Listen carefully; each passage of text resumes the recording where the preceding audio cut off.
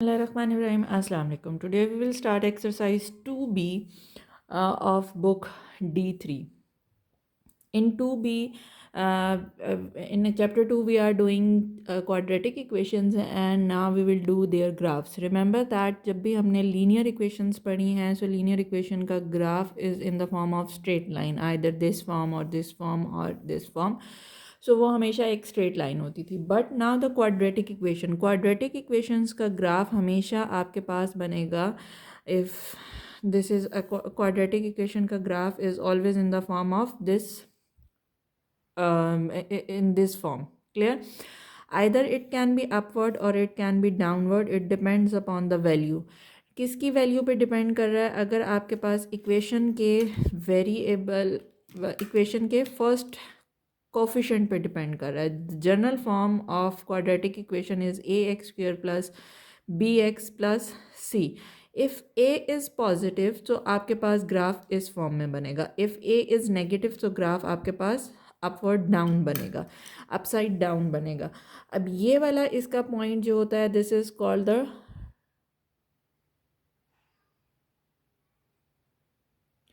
Turning point and this is called the turning point. Clear? Turning point का मतलब है कि यहाँ से वैल्यूज़ दोबारा ऊपर जाना स्टार्ट हो जाएंगी, यहाँ तक आके मिनिमम होंगी फिर ऊपर.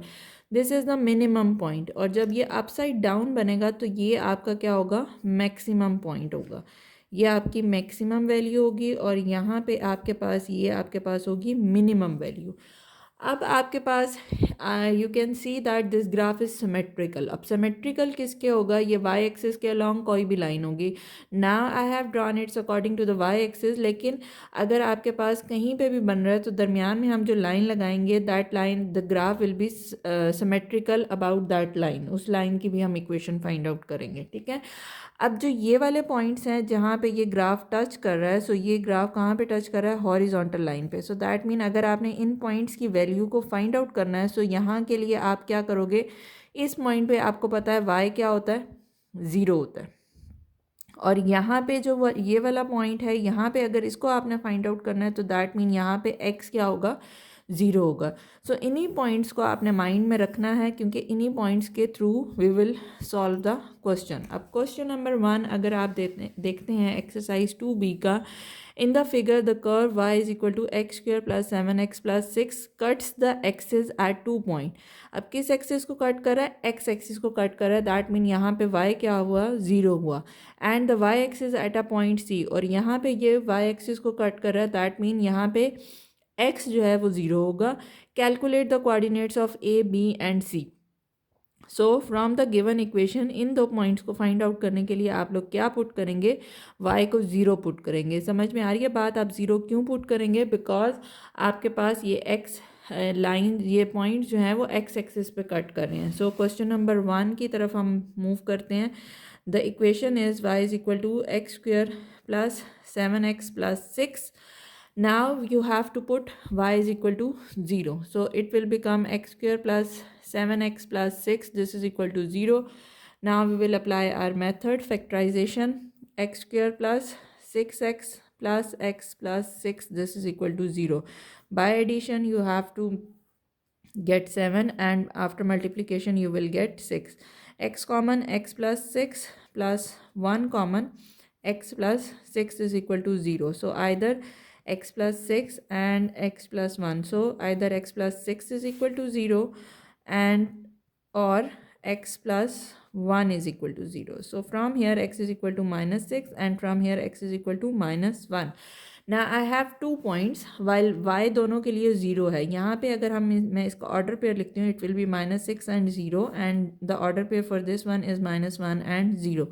अब आपने देखना है कि कौन सा पॉइंट ऑरिजिन के करीब है. ये आपके पास ऑरिजिन है, बी पॉइंट ऑरिजिन के करीब है. सो -1 वाला पॉइंट आपके पास क्या हो जाएगा? बी का, क्योंकि वो ऑरिजिन से नज़दीक है. और -6 जो है वो किसका पॉइंट हो जाएगा? किसका कोऑर्डिनेट हो जाएगा? ए का हो जाएगा. सो यहाँ तक ये हो गया. अब पार्ट सी की अगर आप पॉइंट सी की अगर आप बात करते हैं तो ये वाई एक्सिस को कट कर रहा है. सो दैट मीन यहाँ पे एक्स जो है वो क्या होना चाहिए? ज़ीरो होना चाहिए. जब आप इक्वेशन में एक्स ज़ीरो पुट करेंगे so 0 plus 7 into 0 plus 6. So that mean Y will be equal to 6. So C के कोऑर्डिनेट्स क्या हो जाएंगे? 0 एंड 6. आपने हमेशा इसको ऑर्डर पेयर फॉर्म में लिखना है, आप डायरेक्टली 6 आंसर नहीं दे सकते हैं, आपने उसको ऑर्डर पेयर में बताना है. आई hope so this is clear. Moving towards question number 2. Question number 2. The variable x and y are connected by an equation y is equal to, let me write the equation y is equal to x square plus 2x minus 8. And a table is given in which we have a lot of values are given and some values are missing. According to that, I have to figure out. When x is equal to minus 4, the value of y is missing. So I will put minus 4 over here and get the value of y. Minus 4 square plus 2 into minus 4 minus 8. Minus 4 square is plus 16, not minus 16. Remember this thing, plus minus minus 8 and minus 8. So it will be 16 minus 16. The answer is 0. So the value of A is 0. Moving towards the next one, कोई और unknown हमारे पास. The value of x is 1. So B हमने find out करना है when x is equal to 1. So again I will put all the values. 1 square plus 2 into 1 minus 8. So it will be 1 plus 2 minus 8.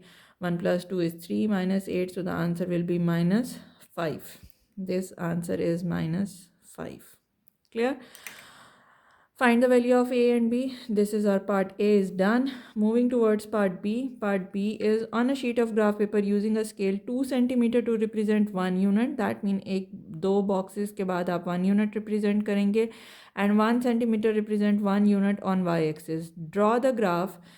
Range is given. The box is already given. We just find out the missing values. We will just plot the values and get our answer. So I have drawn these values on for you people on that graph paper. एक graph paper लिया है. Maximum value x की positive side पे 3 है, minimum negative side पे उसकी -4 है. Similarly Y की पॉजिटिव साइड पे 7 तक वैल्यूज़ जा रही हैं और नेगेटिव साइड पे आपके पास -9 तक जा रही हैं वैल्यूज़. अब आपने लेना है -5 एंड 7. सो दैट मीन हमें एक और भी चाहिए इसके लिए. अच्छा जी, यहाँ पे मेरे पास okay, let me figure out मैं इसके लिए क्या कर सकती हूँ. Okay, now we will plot the, I have extended my graph. Now we will plot the points -5 and +7. So -5 and this is my 7 point. I hope so आप सबको points की प्लॉटिंग आती होगी. पॉइंट्स की प्लॉटिंग अगर गलत हुई so that mean आपका ग्राफ गलत बनेगा. और ये graph you know that it should be symmetrical. I will plot all the points. Okay ji, I have plotted all the points. और फिर जब इसको मैंने ज्वाइन किया है अपने सारे पॉइंट्स को, so I got this result. That mean this is my graph. And remember that मैंने आपको बताया था कि इसकी लाइन ऑफ सिमेट्री भी हमें ड्रॉ करनी होगी. लाइन ऑफ सिमेट्री का मतलब है कि टर्निंग पॉइंट. अब टर्निंग पॉइंट आप देख सकते हैं कि यहाँ से ये वापस ऊपर जाना शुरू हुआ है. So this point is your turning point. और यहाँ पे जो हम लाइन ड्रॉ करेंगे this is your line of symmetry. Clear? अच्छा जी, पॉइंट सारे हमारे हो गए. अब लाइन ऑफ सिमेट्री से आप चेक भी कर सकते हैं कि आपके पॉइंट्स का गैप एक जितना होगा. अब यहाँ से आपके पास ये देखें, ये लाइन ऑफ सिमेट्री है. सो दैट मीन ये 1 और 2 का, फिर ये 1 एंड 2 सारे पॉइंट्स इस लाइन ऑफ सिमेट्री से इक्वल डिस्टेंस पे होंगे. पार्ट सी में वो आपको कह रहे हैं the value of X when Y is equal to 3. Y जो है वो आपके पास 3 कहाँ पे है, यहाँ पे है. सो मैं 3 पे एक लाइन ड्रॉ करूँगी और वहाँ से मुझे वैल्यू ऑफ एक्स निकालनी है. So you have to draw the line. हम लाइन ड्रॉ कर लेते हैं जो एक्स एक्सिस को कट कर रही है और फिर हम वहाँ से उसको आइडेंटिफाई कर लेंगे कि ये एक्स एक्सिस पे कहाँ पे आ रही है हमारे पास. अच्छा जी, ये एक्स एक्सिस पे ये देखें, यहाँ पे ये पॉइंट कट हुआ है. इस पॉइंट को आप यहाँ नीचे तक ले आएँ तो ये अप्रॉक्सीमेटली बन रहा है जनाब 2.5 यहाँ से बन रहा है. और यहाँ से अगर आप देखते हैं तो ये आपके पास बन रहा है जनाब 4.5 -4.5. सो पॉइंट हमारे पास एक्स एक्सिस के क्या आ गए, -4.5 and +2.5. The minimum value of Y, minimum value of Y क्या आपके पास बन रही है -9, जहाँ पे ये इसका मिनिमम पॉइंट आ रहा है हमारे पास. ठीक है, सो ये आपके पास क्या बन रही है, मिनिमम वैल्यू बन रही है हमारे पास इसकी. अच्छा जी, फर्दर आपके पास है state the equation of line of symmetry. मैंने आपको पहले बताया था कि आपने लाइन ऑफ सिमेट्री ड्रॉ करनी है। सो हम ये लाइन ऑफ सिमेट्री ड्रॉ करेंगे और ये लाइन ऑफ सिमेट्री आपके पास क्या बनेगी, ये कौन से पॉइंट में से गुजरी है, एक्स एक्सिस में से गुजरी है। सो लाइन ऑफ सिमेट्री आपके पास क्या बनेगी, X is equal to -1। I hope so the question is clear to you. Moving towards question number 3। Question number 3. The variable x and y are connected by an equation y is equal to 2 minus 3x minus 2x square. अब ये देखें, आप -2x square है, that mean ये graph upside down बनेगा। कुछ values हमारे पास given है, कुछ हमने फाइंड आउट करनी है। -3 जब है तो आपके पास फिर हमें इसको फाइंड आउट करना है। सो हम इसको फाइंड आउट करते हैं, इक्वेशन लिख लेते हैं यहाँ पे क्वेश्चन नंबर 3 की। ये सारा कुछ हमने उसी पे कर लिया था। क्वेश्चन नंबर 3 इक्वेशन आपके पास है y is equal to 2 minus 3x minus 2x square. अच्छा, आपने फाइंड आउट क्या करना है, when x is equal to -3, so y की वैल्यू आपके पास हो जाएगी 2 minus 3 into -3 minus 2 into -3 square. So ये आपके पास बन जाएगा 2 minus minus minus plus 9 minus 2 into this is also 9, 2 plus 9 11 minus 18, so the answer is -7।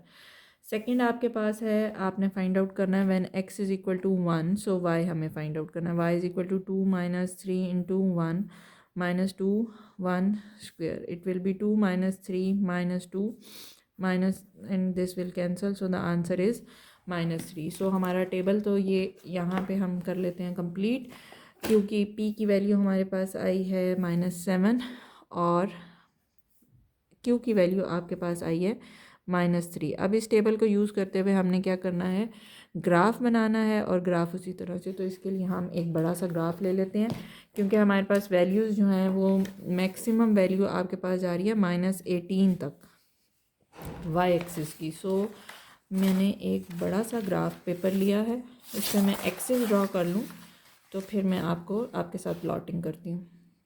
जी, ये मैंने प्लॉटिंग कर ली है एक्स एक्सिस पे, क्योंकि हमें मोस्टली वैल्यू 3 तक चाहिए थी और नेगेटिव साइड पे -4 तक, वाई एक्सिस पे -18 और पॉजिटिव साइड पे ये हमारे पास 4 तक वैल्यू चाहिए। सो पहली वैल्यू आपके पास है -4 एंड -18। आई होप सो आप लोगों को नज़र आ रहा है। इसको मैं थोड़ा सा और ऊपर कर देती हूँ।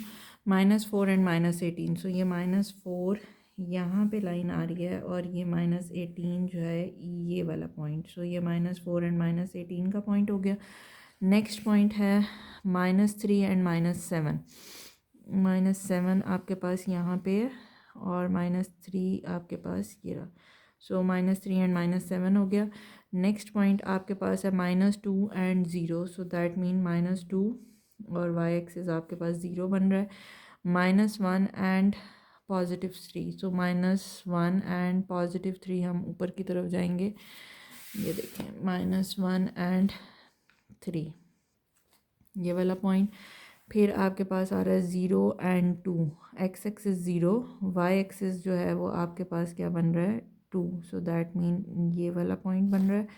फिर आपके पास आ रहा है 1 एंड -3, 1 एंड -3।